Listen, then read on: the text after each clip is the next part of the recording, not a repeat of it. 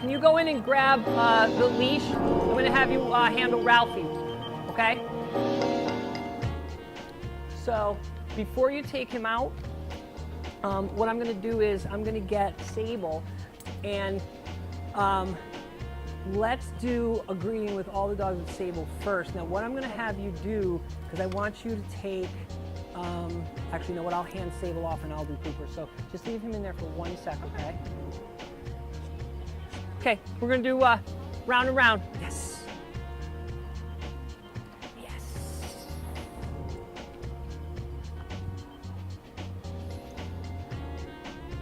It's okay.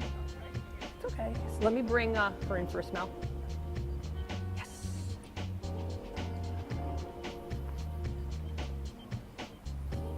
Yes. Good job. Okay, so I'm going to hand you, have your leash? Okay. Yeah, she looks a little scared. Looks a little like she's not sure. So yeah, actually, I'm gonna do the other two, okay? Ralphie. Yes. Yes. Yes. Yes. Let's go around. Yes. Hold him. Let me get a butt smell.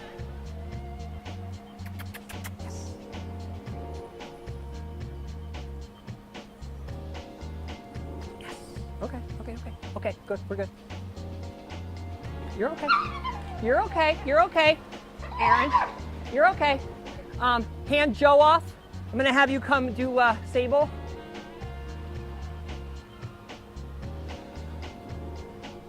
Yes. Laura, this is Laura. This is Sable's mom. Yeah, well, that's right. Go ahead, Laura, and hand Laura the leash. There you go. So we're going to do Cooper, okay? So just hang 1 sec. Come on, come in. Oh goodness, I know. Oh my goodness. You're going to go meet all the pups now, I promise, okay? All right, I got him. Okay, let's do Ralphie first.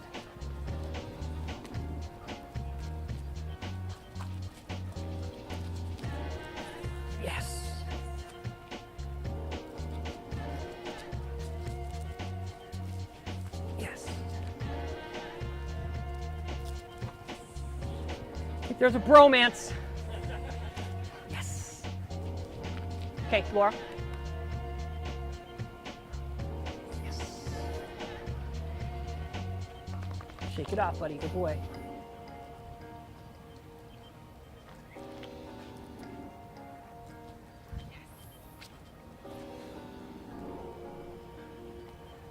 So you see how when Cooper went up to Sable, and he was a little bit like, "What's up?" I just stood and held his leash short and let him bounce back. I'm not going to do that to her, okay? All right, you can hand Sable off. And then I just want to give Cooper a quick hello to Jojo.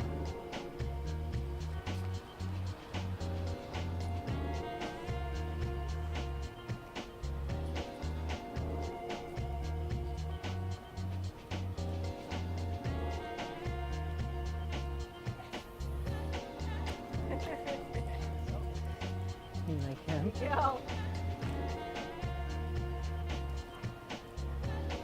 Exchanging numbers. You guys see how quick, right? You guys see how quick we do those greetings. We don't want to hang around and, you know, have too much duration while the dogs are right on each other. If we were going to do a walk, I would just go walk, right? Now, so we're doing something a little different. If, you know, this was a session and I was doing new dog greetings, we wouldn't go in right away. We'd go for a walk. Probably spend a good 15 or 20 minutes outside, hanging out. Because if your dogs are going to do well on leash play, chances are they'll do pretty well off leash. You know, it's a different context, but it gives you a good indication.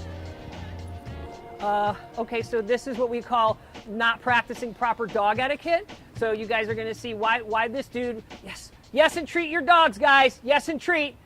Yes. Market pay Sable. Yes.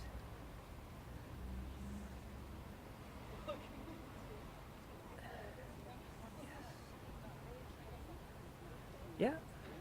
Don't meet that dog, please. Don't meet that dog, please, sir. Don't go near that dog, please. Thank you.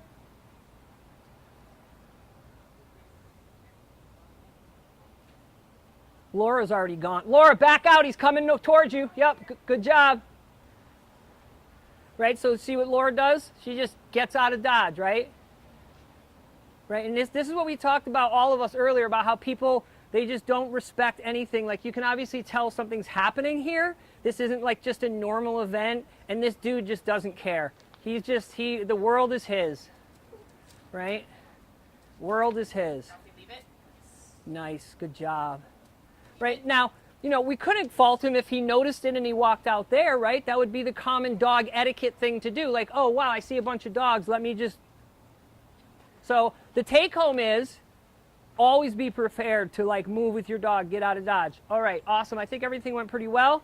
I'm going to have all of you fine people go in and take your seats behind the little fence there, behind the play group, and then we're going to go in.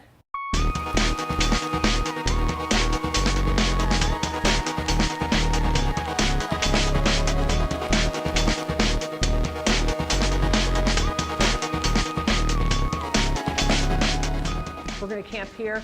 Yeah, you can camp there. And then if you guys want to, you guys can go back there if you want to have a seat. Okay, I think there's 2 seats there. Bob, camp right there. Okay, yeah, go have a seat. If you guys could just make a couple of seats. This is Laura and...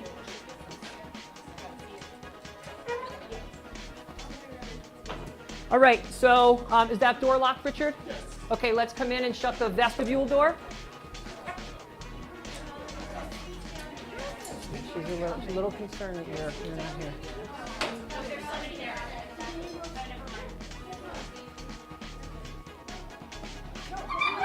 Okay, it's okay. All right, so we're going to go ahead and hold harnesses and take off leashes. Well, they're going to walk into a dog play group in a second. Oh, it's okay. All right, let them go. Go play. Come on, team, out here.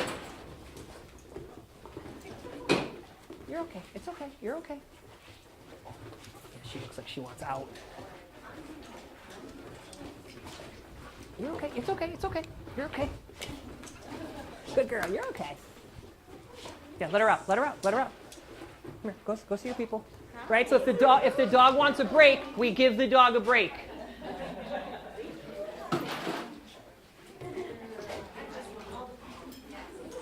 If she wants to come back in, we'll let her back in if she wants to come back in.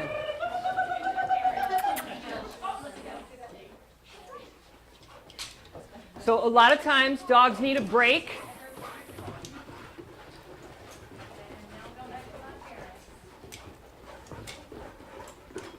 You're okay. You're okay. Good girl. You're okay.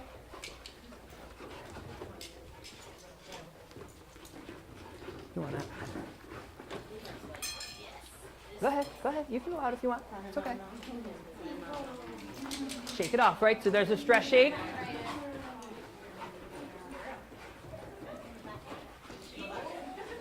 Okay. Hold on. Wait 1 sec. Okay.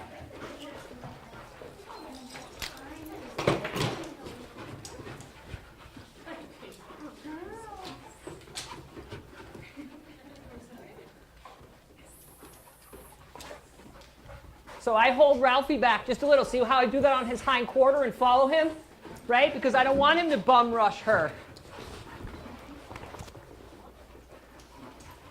So again, when you're refereeing dog play, it's not about the dogs who are having a rock and roll good time. It's really, a lot of it's about the dog who might be stressed.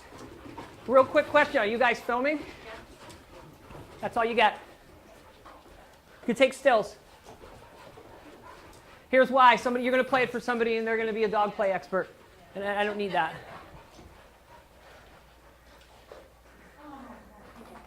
Good shake off by Ralphie. So you see, by letting Sable vote with her feet, right, and letting her leave the play and come back in when she wants, we get more behavior. We know that she's not a fearful dog, like her pathology isn't one of being afraid. It's just, she just met some new dogs. You're okay. And it can be a little intense when you meet new creatures, right?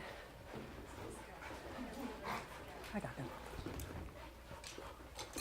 Wait. Okay.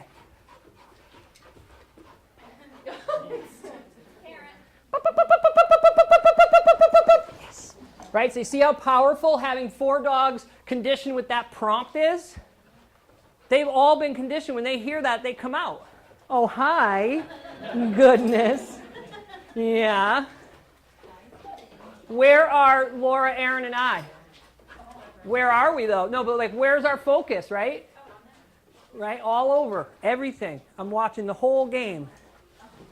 Right? Erin pulls Ralphie out just a bit. Not, no, doesn't necessarily have to, but, you know, we're cautious.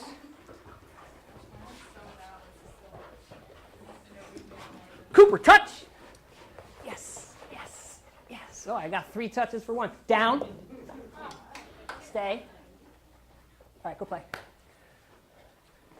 Oh.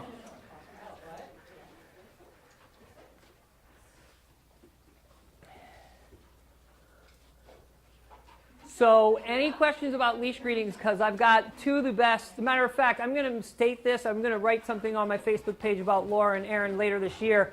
But I have 2 of the best people on the planet for dog play, so I can answer questions right now. So if you have any questions about the leash greeting, yeah. I noticed you guys use so many traits. Do you ever have an aggressive dog in this group? I would want to know that in the history. Yeah. And the correct term there is resource guarding. And resource guarding is predicated on a hierarchy. So a lot of dogs won't ever guard anything other than something that's super valuable, like a bone or a found food source. If we notice it, and believe me, we look for it, we immediately make note and say, okay, this dog, you can't drop food on the floor. Or if I have Ralphie, Cooper, whoop, whoop, right? So let's say I have all these dogs in a sit, right? I'll feed like this, right? Or I'll feed one dog over here and one dog like that. You're holding her hand already? Ralphie moves fast. He's like, yo, what's up, girl? Woo, Coop with the jump. Right? So if I notice the dogs are a little uncomfortable, if there's just been a little growl, I'll feed them separate, not together, and I'll make sure I don't drop food on the floor. That's also a really good place to have your leave it, right?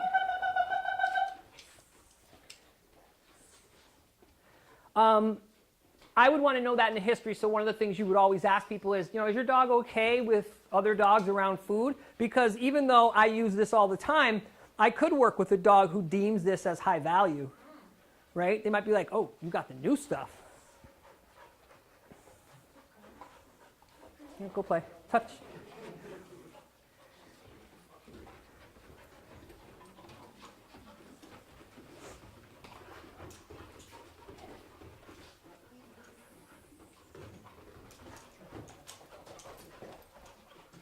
So what's one of the characteristics of Ralphie, Jojo, and Cooper already that you notice? What's one of the characteristics that they all share and play? Yeah, and that's a pretty typical dog play move is to be mouthy. But I'm looking for something a little bit more specific that I just noticed too. Right? But let's drill it down a little more. What kind of pawing do Ralphie, especially Ralphie and Cooper mainly, Jojo a little bit, Sable not at all, gladiator style, hind legs, right? Gladiator, I call that gladiator. So they have a predilection for that. You can see it in their play style. And they're also really good jumpers. They can jump, right? Hi, Coop. Yes, good job. How have you been? Good. Ralphie found his girlfriend. Whoop, whoop, whoop, whoop, whoop, whoop, whoop, whoop, whoop. Down. Stay. Okay, go play. So see how important it is to have like downs really drilled in, like reliable to the point where they're on batteries? Because you can just get dogs to chill. Right? So I'm happy that if Sable starts going gladiator, you're all in trouble. She's got a little weight on you, buddy.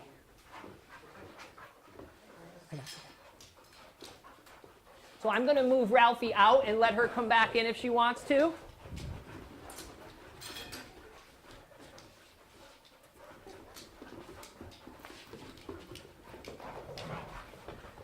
You're okay.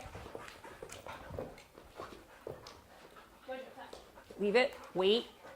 Okay. So you see how they leave it and wait, right? That's because they're both trained to disengage and play, right?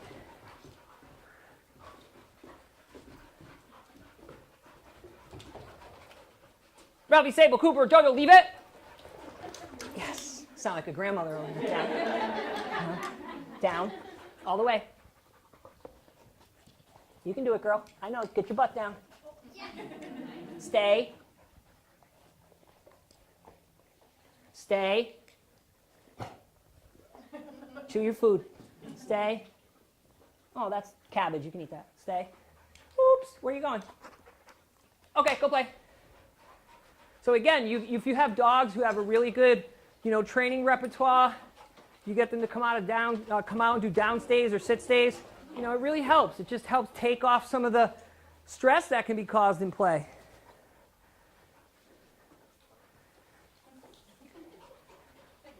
Hi, what are you doing? Yeah, you like these kids? Yeah, you having fun? What are you doing? What's up, ladies? This is Drayton's matchmaking service. Got Cooper and Ralphie to choose from. Yeah, we'll see. Touch. Yes, good job. So, would you say that these 4 dogs are well trained and well socialized? Okay, and the reason why they were picked today is because of that very fact, is that I know they're well trained and well socialized. And I know that they have 1,000 chances to have been in a dog fight or be flummoxed to the point where they were upset, and they haven't been. And from what you tell me, she's at daycare or play. And yeah, Sable plays with dogs every day. Now, Sable plays with dogs every day. She is in the hands of fantastic people who do not hurt her, scare her. They treat her like a goddess that she is. When she came in, she was a little flummoxed, right? Ralphie, leave it all the way. Yes. So, oh, hey, Coop. It's like you're giving out work. Ralphie's like, get away from me. I will take that treat out of your mouth. So she was a little flummoxed by the dog greetings outside, right? We could see it in her body language. She was a little shy. She didn't really want to meet the dog. She chose to go out of play twice in the first couple minutes, and we let her. Then when she wanted to come back in and she was comfortable, she came back in. How many people would have said, that dog's body language is showing me she's scared and she's a pit bull and we can't have her in this class or this play group, right? How many people would have said that? And look at her. She's beautiful, but she could be an intimidating dog if this was the type of dog you had a bias against. See how I saved her there? When I talk about being engaged and watching film and focusing on your mechanics, that's the kind of stuff I'm talking about. I don't want Cooper to come up and jump on her back. So I go, right? And you see, now you guys see, when I moved towards Sable, she was like, well, why are you reaching towards my butt? So even though she's got a fantastic life, she has some issues with maybe a number of new dogs or a couple of quick reaches. So, but you could see, based on her history, I don't have to worry. Because if she had gotten into a dog fight or hurt a dog or bitten a dog, regardless of the context, she would have told me, and she probably wouldn't have been in the play group. So having that history, I rely on history more than body language, and I'm so glad. I mean, I'm kind of bummed she was a little shy, but she pulled through. She's a hardy dog. She's resilient, but I'm glad we have that. I'm glad it's on film because she definitely came in like, hey, whoa. And millions of people would have said, oh, she's fearful. She's a pit bull. Look at the size of that dog. She's scared. I heard that aggression is caused by fear. Why? Why? If she didn't want to play and she laid under the table, okay. We would have kissed her and probably have her leave because it's stressful. But by letting dogs vote with their feet, you get a lot of mileage out of that. What's up, Coop? What's going on, buddy? Yeah, what are you doing? He's so happy to see you. Me and Ralphie play all the time. All right, so who wants to come in and train first? Okay, come on.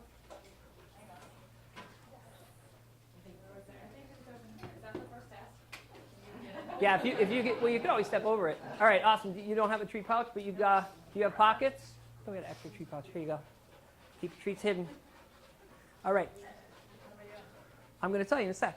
So you're in a play group. You got 4 dogs. Okay. You have 3 of the best assistants you could ever have. What I'm going to ask you to do is 2 dogs of your choice. Right. I'm going to start you kind of at the top of the rung. I want you to call them out of play, put them in a down stay for 10 seconds.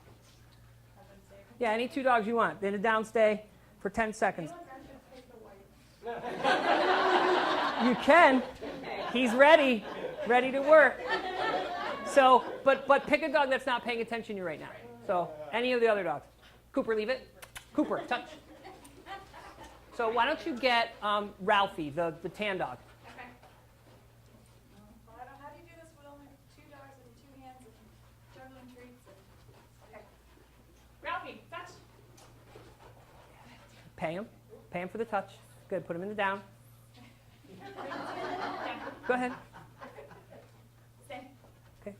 Put Ralphie in the down. Ralphie, Put Ralphie in the down. down. Good. Pay Jojo too. You got her. Good. Use your hand signal like stay for stop sign, right? Good. And then pay. Right? Then the other one. The other dog. There you go. Good. And then release. Okay. All right. So Kate asked a really good question. What was the question she asked? how do you do it with 4 dogs and only 2 hands? Right. And you know what that question's about? It's about mechanics and timing, right? So you know how you do it? You practice, right? And you start to look for dogs who have phenomenal down and sit stays, right? Whoop, whoop, whoop, whoop, whoop, whoop, whoop, whoop, whoop, whoop, whoop. Down, down, coop, leave it, down, all the way. Right, so you see how I'm not repeating the cue? Might give it a couple times. Stay, coop, touch. All right, coop. Oops, down, down. I lost my attention on Sable. Down, all the way. Stay, stay. Right, so you see how Ralphie's got the lean, right? Her legs are tucked. Where's Sable's legs? She's ready to jackrabbit out of here, right? So that's my concern, this dog, because she's the one who's ready to break. These 2 are holding hands. They're writing notes. Stay, stay. So my rate of reinforcement on Sable is going to be much higher than these dogs. If you notice, right, I'm giving them the stay, but I'm paying mostly to Sable. Okay, go play. So how I got good at doing multi-dog downstays in play groups is I realized early on that the more exciting I am and get the dogs over to me, the easier it's going to be. So when I need dogs to come out of a play group, I don't even care about their name. I just whoop, whoop, whoop, whoop, whoop, whoop, whoop. Yes. So when all these dogs were puppies and they were in class, okay, go play. We whoop, whoop, whoop, whoop, whoop the heck out of them. And then when they left here, their people did it. So they have a phenomenal association to verbal prompts. You don't need an air horn and a spray bottle in a play group. What you need is reinforcement for disengagement. And you could get it with a whistle, right? Like this is why this whistle's up here, right? Yes. Right? And I saw the look on Jojo's face like, dude, what is that? So I didn't blow it too loud. Coop, what's up? You're hanging out with Dad and Dad.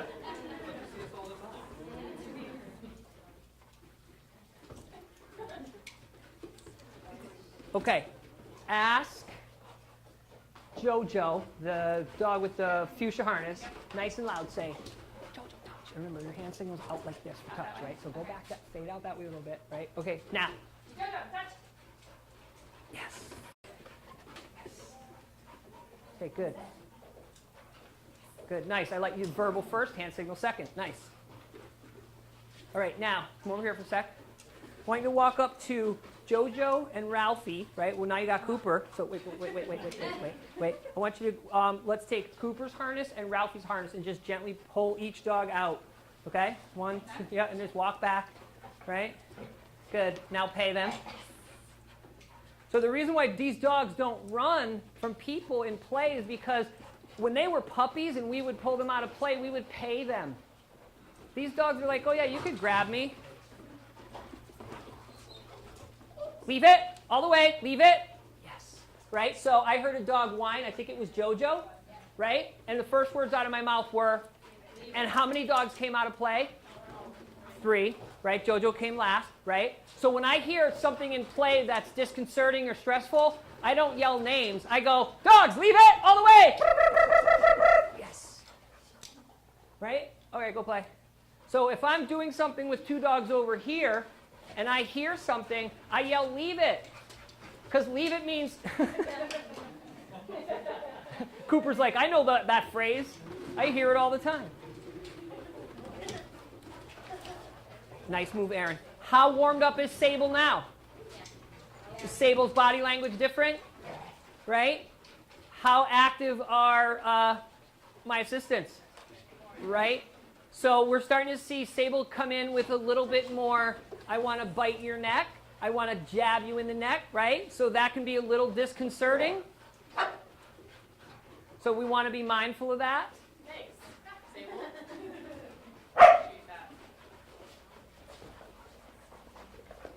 Wait. Okay. Okay. Go ahead. Now, if these 4 dogs, you want to break, honey? You want to break? Come here. She's going back to her dressing room. So if these dogs played every single day or every other day, or they had a long history, right, and it wasn't novel, I could be a lot more relaxed about it. And so couldn't Erin and Laura, all right? So you want to make sure that you're always taking care of that history. What's up with that history? Both in the group, right now history, nice move, Coop.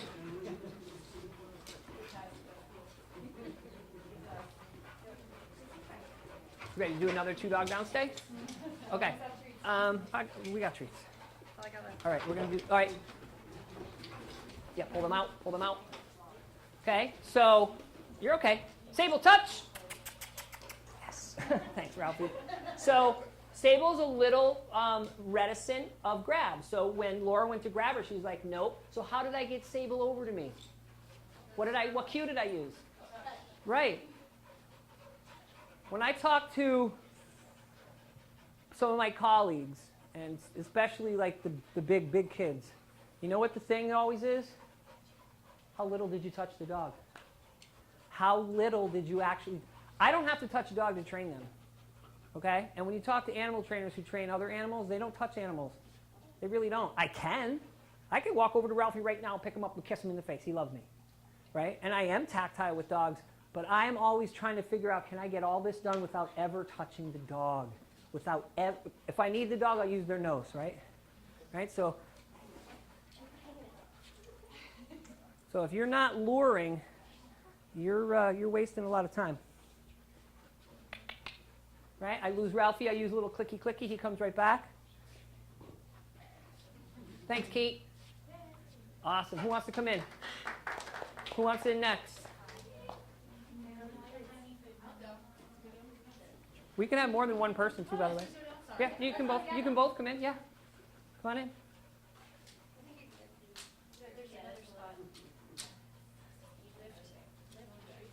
One of the reasons why these gates are so good is because they are hard to open. Mark, do me a favor. Hand me those keys. All right. So, because we have 2 trainers now, so what we're going to do is we are going to do 2-dog downstay for each of you. So why don't you do, because she's on you, Sable and Jojo. So just get their attention. You get Cooper and Ralphie. Sable. Sable, Cooper. Sable. Sable, touch. Okay, so hold on a sec, right? So hold on one sec. So take these 2, get their attention, put food on their nose. Laura, back out, back out. Good. Put Sable into a down or a sit. Put Jojo and Cooper into a down right away. Down. Good. Pay. Good. If you mark, you pay, right? If you yes, you pay, right? Every time you yes, you got to pay. So the yes marker is not something to just say as a cheering mode, right? So reset, Sable. Go ahead, reset. Try to keep that food out of your hands unless you're delivering it, right? Right? You know what I mean? So how do you get your fastness? Like, Jojo, leave it. Boop, boop, boop, boop, boop. Down. All the way. but you have food in your hand. Not anymore. It's out of my hand. See, I'm reaching in my pouch. There's no food in my hand. When it's in my hand, I'm delivering it. Stay. See the difference? Stay. Now notice how I'm positioned so that the food isn't in their face.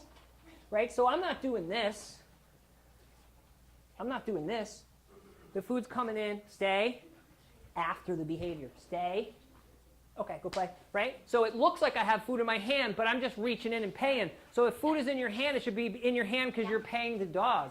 If you train like this, stay, you get show me the money dogs.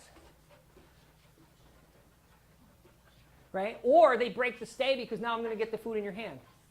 right? So you got food in my hand, I got food in my hand, and that's why the dog's breaking.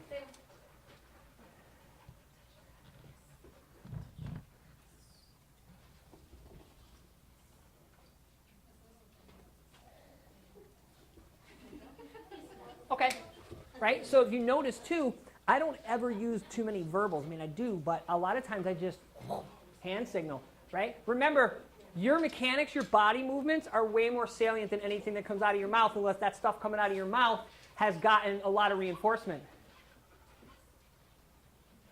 Okay, get Coop. Down. Get Ralphie. Okay, good. Down.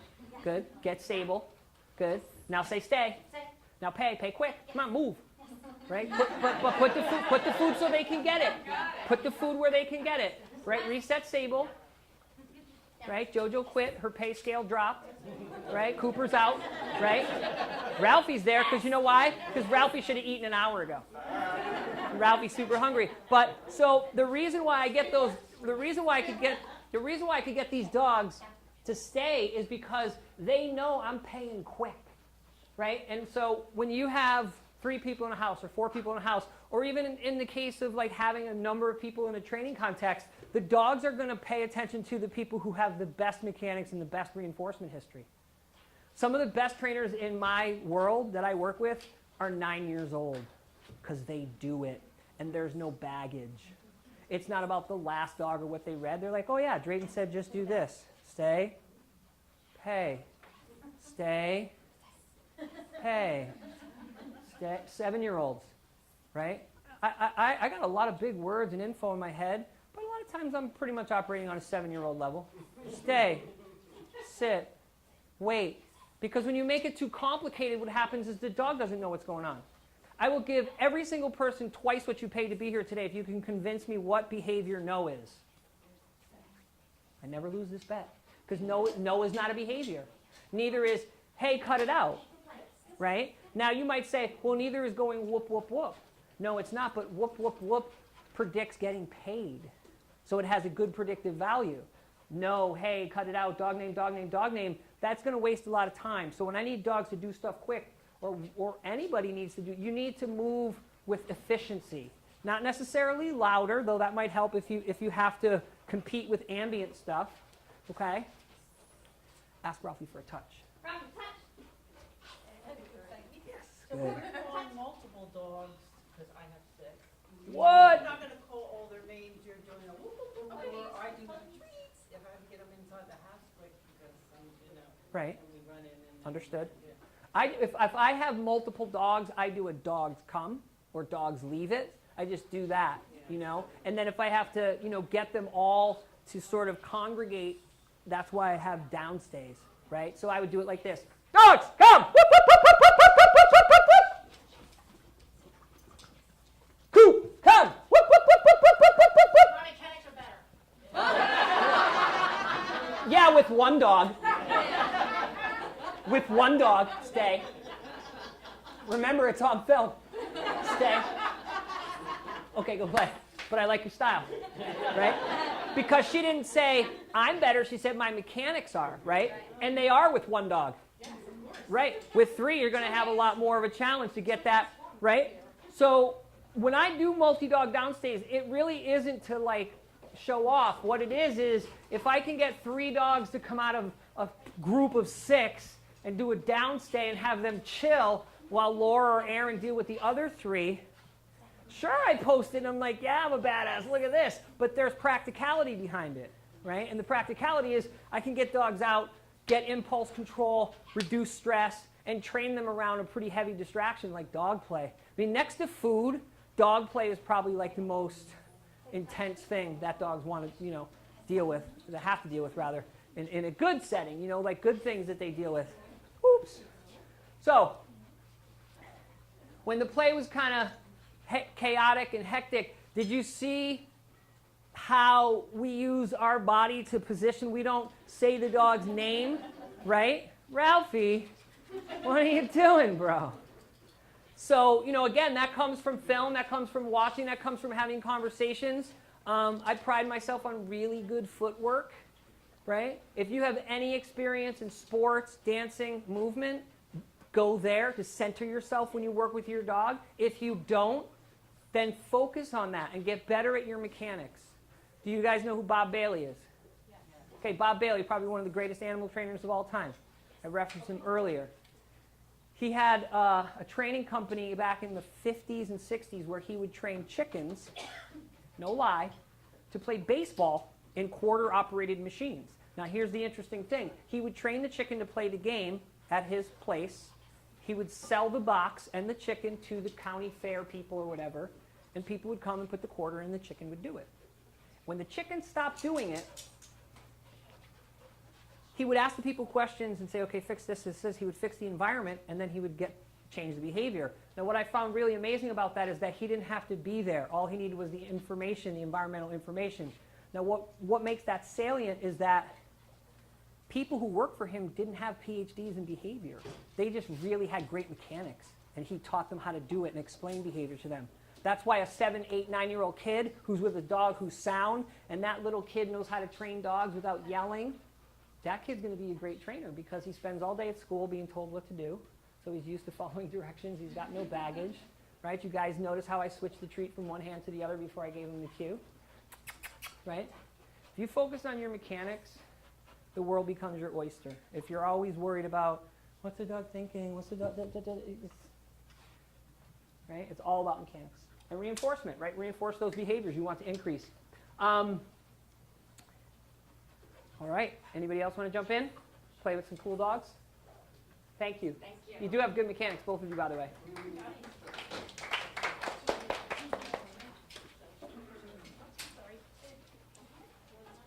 I know. Yeah, you like her? That's your buddy? Did you have to go? Okay, no worries. Could slide you out. Touch. So all the other thing is when you have 4 dogs who all have pretty much the same training history in terms of being at puppy kindergarten, being trained positively, right? Anybody else want to come in and train? All right, yeah, come on, come on.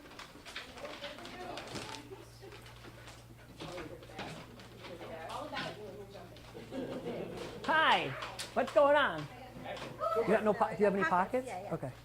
Pockets in the back. Too bad. Hey, Alex. I guess you do. I still got time. Yeah. What happened? Uh-oh. You know he'll jump out of there, right? Here you go. What do you do? Yeah, well. Ooh, jumping up on teacher. Here, yeah, just break those up. Thanks. Here, break these up. Sable, leave it. How long is the timeout usually? 10 seconds. For a specific, About 10 seconds, 10, 15. And how you know the timeout works is whatever you time the dog out for, they don't do it. So you heard I said it would do that, and I just tried to grab him quickly, but he's fast and ran. So instead of chasing him, right, I just stood, I waited for him to try to come over near me, I jumped and grabbed him. Okay, Alex, ask Jojo for a touch. Deirdre, ask Cooper for a touch. Cooper, touch! Cooper! Touch! Yes, good. And you got Ralphie, pay him. Right? So again, when you have dogs in a play group that understand that language, right? When I tell people when you train your dog to do stuff, you can communicate with them. And again, I'm not talking about like I communicate with animals. I guess there's people who can do that, but at the end of the day, I know I'm not guessing when I go up to a dog and I do that. The reason why they sit if they're not afraid of hands is because anatomically they follow the hand or the treat back and they sit. Butt hits ground, you get reinforced with food, door opening, or a toy toss. Okay?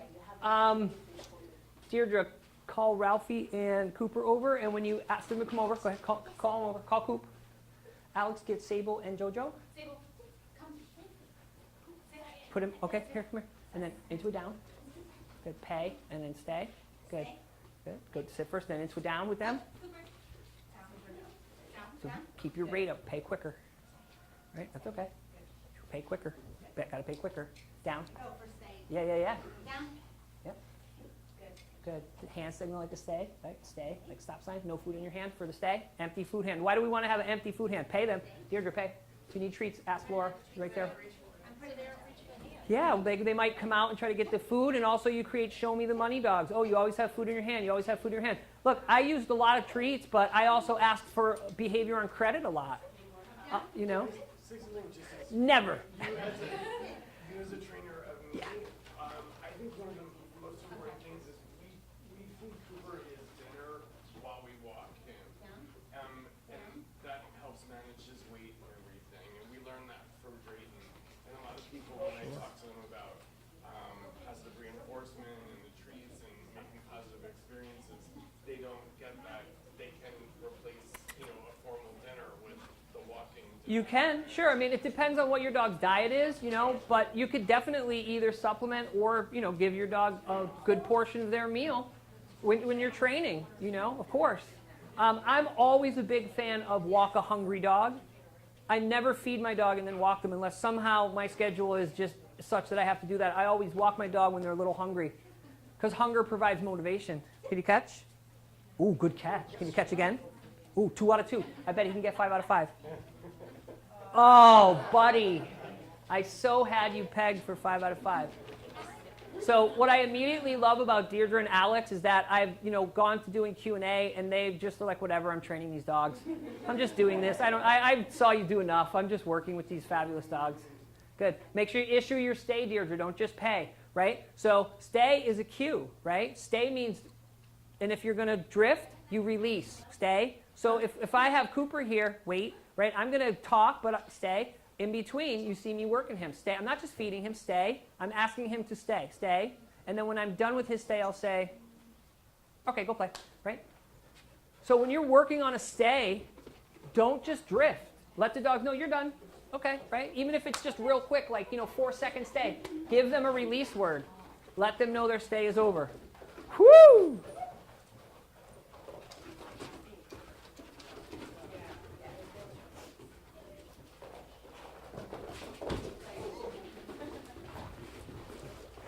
Wait. Okay.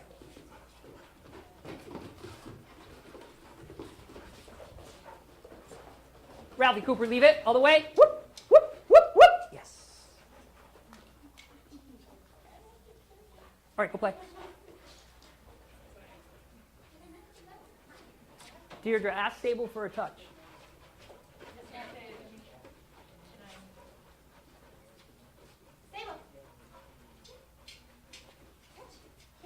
So I could have been more specific, but I wanted you to ask Sable for a touch from across, right? From across the play group, okay? So when I ask a dog for a touch, I don't usually get their attention first. And this is something we talk about in puppy class all the time.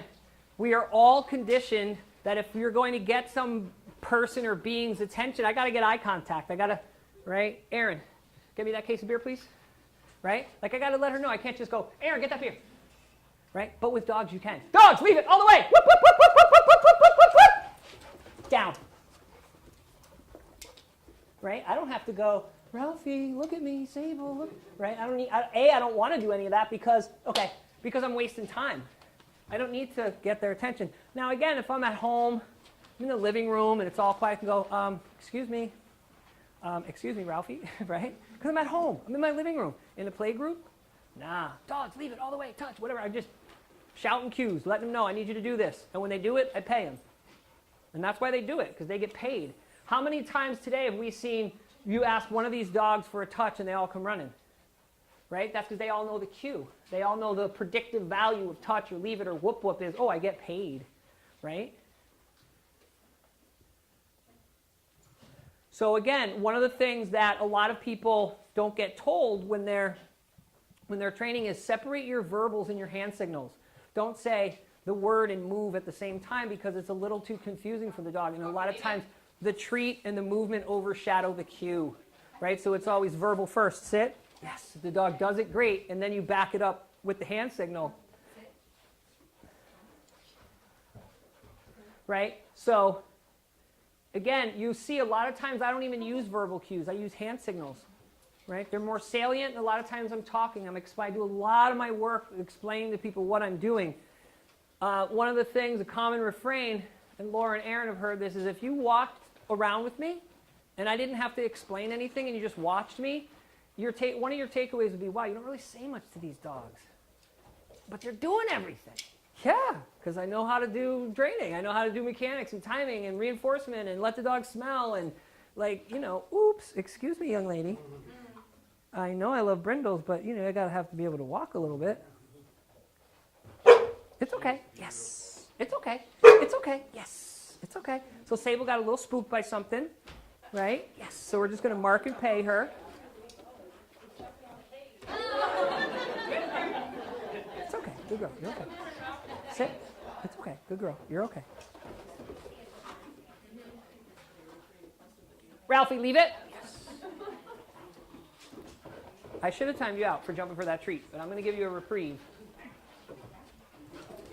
You're like on me, girl. Yeah, good girl. What are you doing?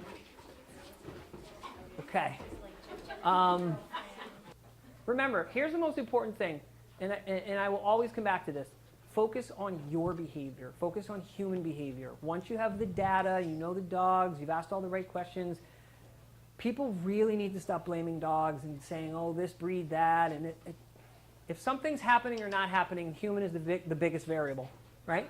And you can drill that down every single time, whether it's dog bites and leashes and fences, or whether it's, you know, spaying and neutering, or whether it's being proactive in a play group. It always comes back to what's the human doing or not doing. What are my skill levels? What's my knowledge base? When you're training dogs to do downstays, you don't want any food on the floor, right? It's bootleg reinforcement, but that's okay. Again, like, you know, I made a big post once about, you know, I don't care if multi-dog downstays fall apart. Like, fun, guys, let's have fun. Yeah, I always have fun when I work with dogs, and it's not about perfection, it's about better percentages.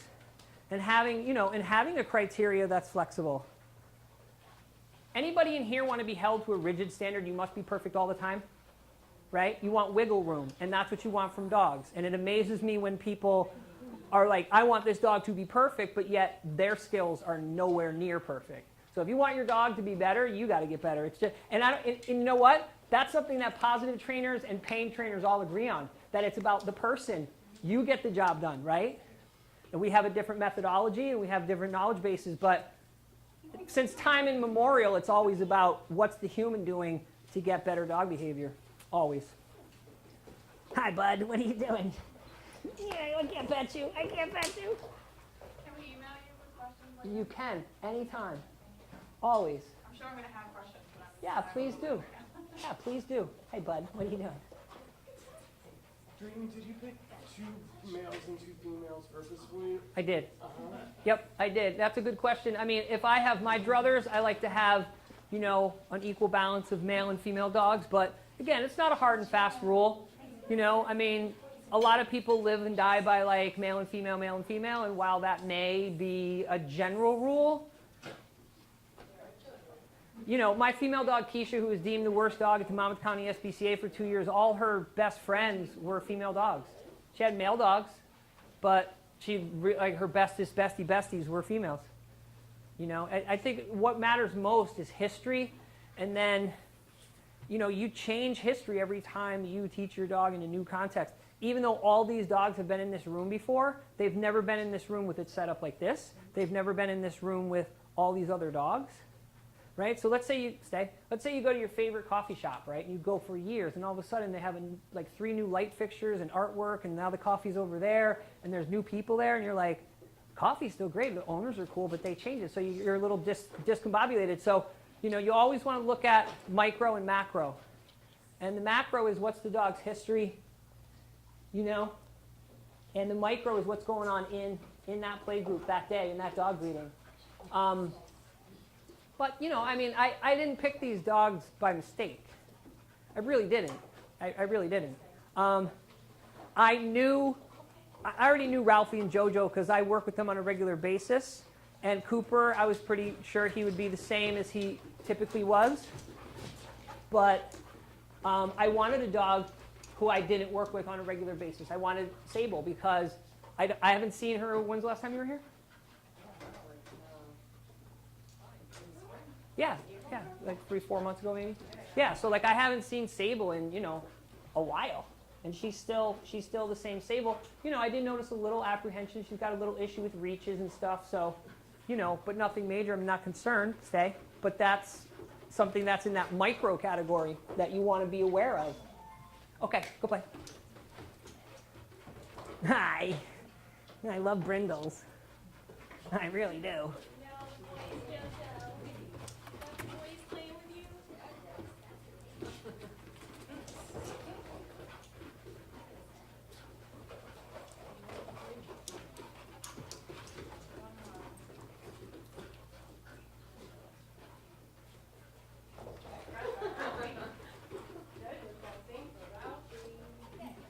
Question, so there's no magic number as far as you should always have odd number of dogs or even number of dogs in a play group? It's all about history and how many people you have and what their skills are. It really is. There have been times where I've been in this room with 7 dogs by myself, and I didn't care because I knew all 7 dogs were dialed in, right? I knew them all. I wouldn't do it with 7 dogs that I had no idea what was going to happen, right? So again, for every 3 dogs, you should have 2 people. The caveat is if they're your 3 dogs and you've had them for years, right, or they're dogs you work with, that's cool. But if you're assessing a dog play group and you've got 3 dogs, you should have 2 people. And as far as that male-female thing, I think it's something to maybe consider, but it's nothing that's hard and fast, right? History, it's all so much about history. I'm more concerned about the dog's history and what's going on in the group at that moment than I am anything else. So if you don't know the dog's history, It starts that day. Again, another reason to film, right? So film. Yes. Okay, so they're all in the play group. You're treating them because of the behavior that you're getting from them. Is there ever a point, I guess with your own dogs? Just separate them real quick. A couple of dogs that always play together where you're not Yes. paying them, Yes. where they just Totally. display? Totally. But with that, it really depends on the dogs. Right. The other thing too is we're dealing with 4 dogs, and a large part of the micro stuff you got to be careful of. Even the best of us can't get. Right. So there's a lot of snout level stuff. So yeah, I'm talking about like right. This is obviously new for all right. of them. So again, these dogs have been in multi-play groups, but we're asking them to do a lot of work. That's why we're paying. But yeah, my dog Keisha and her friend Montana, I never treated them really. I mean, I did at the start to get disengagements, but yeah, once the dogs are like, they can play and they can disengage on their own. A lot of the reason too why we use a lot of treats with dogs is because we need something to get them out of play. Right. We need to be reinforcing. And were you still able to, with Keisha and Montana, still able to get the behavior just with a word command or okay? Yeah, because again, it's like I spent all that time with them. Too bad, But I would still pay them. I mean, I'm not. I look at it like this: it's better to have it and not need it than to need it and not have it. You know what I mean? Could I get Cooper to just keep sitting for a head scratch? I could. I'm going to kind of paraphrase this, and I'm going to put this up on my Facebook page soon because it's really crucial. I took the course. I took the course Living and Learning with Animals by Dr. Susan Friedman, and one of the things she talked about was, what do you do when you need a dog's behavior to be persistent without reinforcement, right? So what she said was, how many times do you really need a dog's behavior to be persistent when you're not there to reinforce it? Okay, so we might need the dog to be on the other side of the gate with a work-to-eat toy, or maybe you leave them a work-to-eat toy when you leave, so they have something to do. You're not there to reinforce. The reinforcement's coming from the toy. But what she says is, if you're with the dog, why not reinforce? Why not?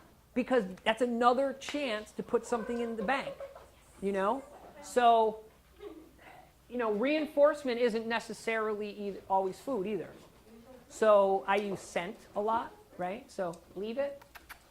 Dog goes to the next scent. I can just let them get that next scent as the reward. Now, if it's a puppy or the dog's a little, stuck on the scent, or I'm still working with them, leave it, treat, next, scent. So they get 2 rewards, right?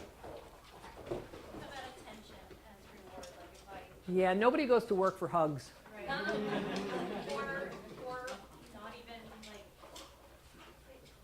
one of the ways I get my dog to not even look at another dog, but to focus on me and when he sees the other dog, I pull him aside and then I get him to concentrate on me. Sure, but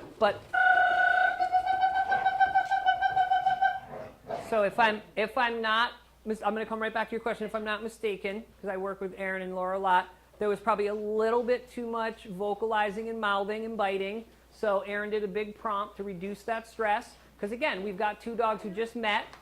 There's a big stress shake by Coop, right? So, right, and a little body slam by Miss Sable.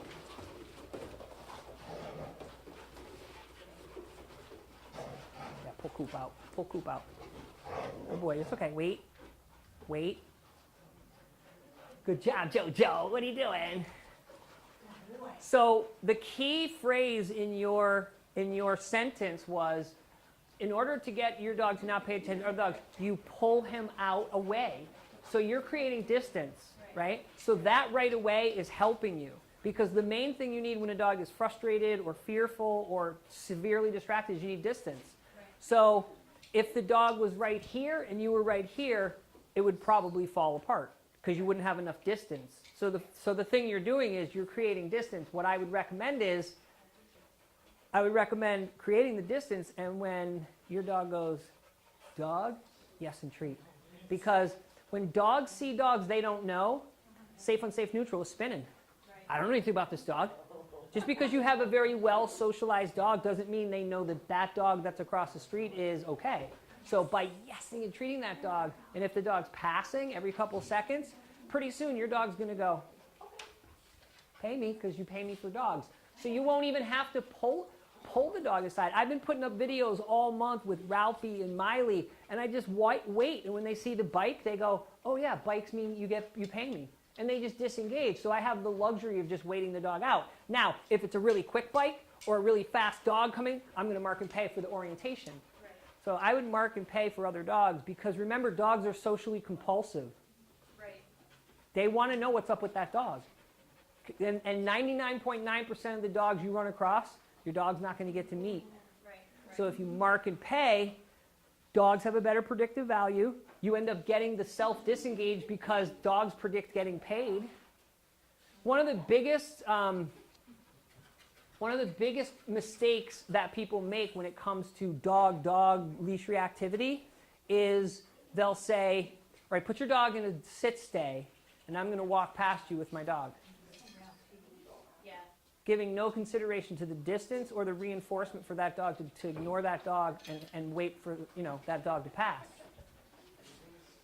Is there food back there? Ralphie, leave it all the way. Whoop, whoop, whoop, whoop, whoop, whoop, whoop. Let Ralphie out.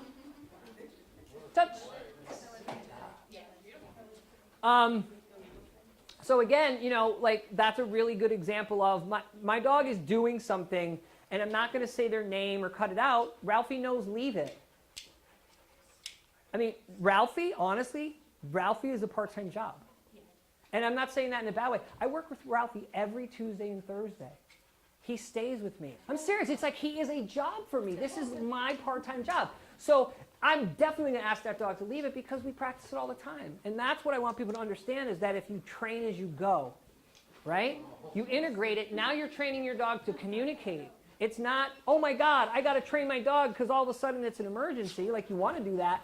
But people lose a lot of time throughout their day and they can't get the dog to do stuff when it's intense because they haven't done any low-level stuff. So one of the equations I make is basketball players, right? They shoot 500 free throws a day. If they're smart, then they go play. Then they shower and eat, and then they go back and they do more work. And then the next day they watch film. Dogs, leave it all the way. Yes. Yes. Down. Stay. Stay. Stay.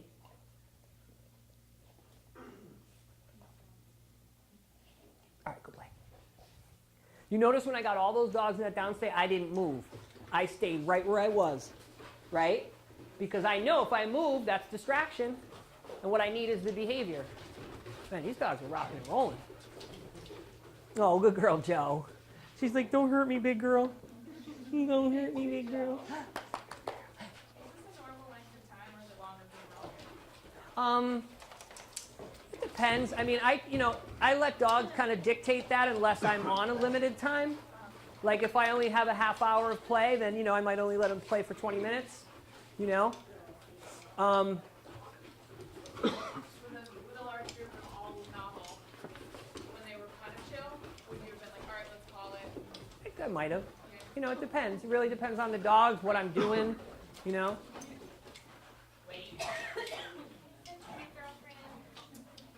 Jojo's popular. She's the popular girl. What I like about this particular group, too, is that, good move, Erin. Leave it. Wait. Okay.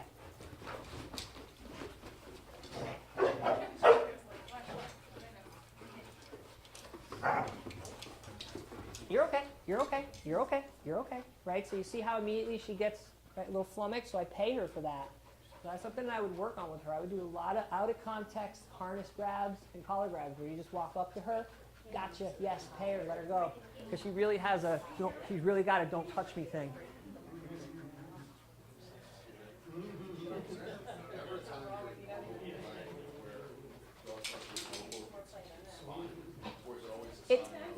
It's typically fine. What you want to look for with that vocalization is, the dog's body language. So are they vocalizing and doing big play bows? Are they doing lots of self-handicapping? Right? It's kind of like little 7-year-old kids running in the backyard. I'll be walking through Red Bank and I'll hear kids screaming. I'm like, oh my God, are they okay? And I have to remember, oh yeah, they're kids and kids scream. So dogs vocalize and play, and that's not a problem. I'm more concerned about is the dog flummoxed by getting body checked or slammed, or is the dog not reciprocating? So in other words, if I get bite, if I get a lot of this back and forth, I'm like, okay, they're role reversal. But if one dog is just biting the other dog, I might do a consent check and pull that dog out. So, and then again, it depends on the history of the dogs, right? Like, do these dogs have any history together, or is this the first time? I might be a little bit more cautious for a first-time play group. All right, everyone, I think that just about does it for our workshop today. Thank you all for being here.